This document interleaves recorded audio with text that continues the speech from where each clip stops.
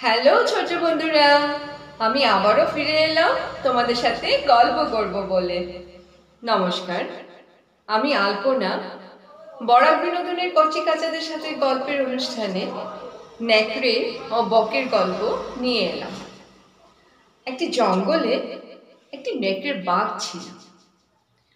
একদিন মাংস খেতে গিয়ে ওর গলায় মাংসের হাড় আটকে গেছিল। অনেক চেষ্টা করেছে নিজে নিজে বার করার, কিন্তু যখন পারল না তখনও কারো সাহায্য দরকার পড়বে বলে কাউকে আশেপাশে খুঁজতে লাগলো।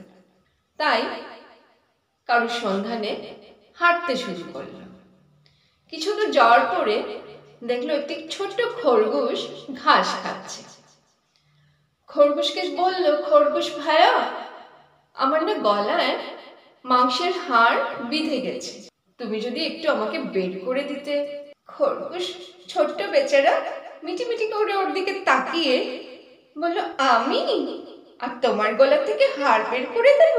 ভুলে গেছো সেদিন আমার পিছনে আমাকে তাড়া করেছিলে আমাকে খাওয়ার জন্য? আমি তোমার গলা থেকে হাড় বের করে দিতে পারবো না বলে খরগোশ পালিয়ে গেল।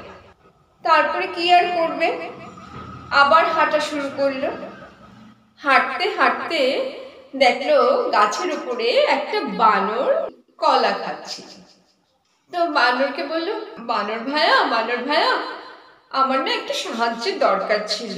তুমি তো আমার পুরনো বন্ধু, আমার গলায় না মাংসের হাড় আটকে গেছে, তোমার তো অনেক লম্বা লম্বা হাত, যদি আমাকে একটু বের করে দিতে।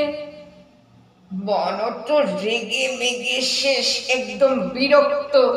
কেন, ও তো কলা খাচ্ছিল, খাওয়ার সময় তো এরকম ডিস্টার্ব পছন্দ করছে না। বলছে, খেতেও শান্তি নেই আমার, খাওয়ার সময় তুমি এসে আমাকে এইসব বলছো, যাও এখান থেকে, আমি এখন পারবো না এইসব তোমার গলার হাড়টার বের করে দিতে। নেকড়ের তো মহা মন খারাপ। তারপর আবার হাঁটা শুরু করলো। হাঁটতে হাঁটতে হাঁটতে হাঁটতে নদীর ধারে ও এসে গেছে। এসে দেখলো নদীতে একটি বক মাছ ধরে খাচ্ছিল। বকটিকে দেখে ওর মনে একটা আশা জেগে গেছে। এতক্ষণে গিয়ে ওর যোগ্য কাউকে পেয়েছে যে ওর গলা থেকে হাড়টা বের করতে পারে, কারণ বকের তো অনেক লম্বা লম্বা ঠোঁট ছিল না, ওরা এসে বের করে দিতে পারবে।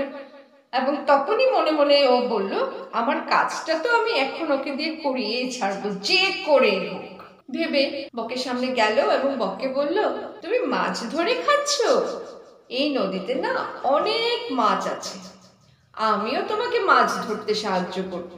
বক তো ওর কথা শুনে একদম অবাক হয়ে নেকড়ের দিকে তাকালো। নেকড়ে বককে মাছ ধরতে সাহায্য করবে, কেমন যেন লাগছে না? নেকড়েকে বক অমনি বলল, তুমি আমাকে মাছ ধরতে সাহায্য করবে? আমার তো ঠিক ভালো লাগছে না, নিশ্চয়ই তোমার কোনো কুমতলব আছে। নেকড়ে বলল, কুমতলব কেন থাকবে, ইচ্ছে হয়েছে একসাথে আমরা মাছটা ধরি, কিন্তু একটা না অসুবিধে আছে, আমার গলায় না একটু হাড় আটকে আছে। আর বক তো অনেক সহজ সরল ছিল, নেকড়ের দুষ্টুমির কথা বুঝতে পারেনি। ও বলছে, ও সেটার এমন কি ব্যাপার, সেটা তো আমি বের করে দেবো, নিমিষে বের করে দেবো বলে ও নেকড়ের কাছে এলো। নেকড়ে বাঘ ইয়া বড় হা করলো, তারপর ওর লম্বা লম্বা ঠোঁটগুলো ঢুকালো, তারপর হাড়টা অনায়াসে বের করে নিল। তারপর বক নেকড়েকে বলল, চলো এখন তো তোমার হাড় বেরিয়ে গেছে, চলো আমরা দুজন মিলে মাছ ধরি।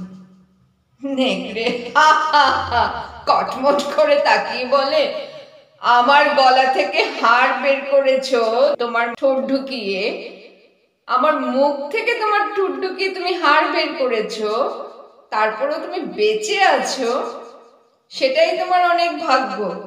মাছ টাছ কিছু ধরাধরি হচ্ছে না, তুমি শিগগির পালাও এখান থেকে যদি বাঁচতে চাও। বক তো আর কি করবে, ভয়ে চলে গেল সেখান থেকে। গল্পটা এখানেই শেষ। তাহলে তোমরা এটা থেকে কি বুঝলে, কি শিখলে বলো? এটা থেকে আমরা এটাই শিখলাম, দুষ্টু লোকের মিষ্টি কথায় কখনো ভুলতে নেই। আজ তাহলে এই পর্যন্তই। খুব ভালো থাকো। খুব শিগগিরই আমি আবার আরেকটা গল্প নিয়ে তোমাদের সাথে চলে আসবো দেখা করতে। টাটা।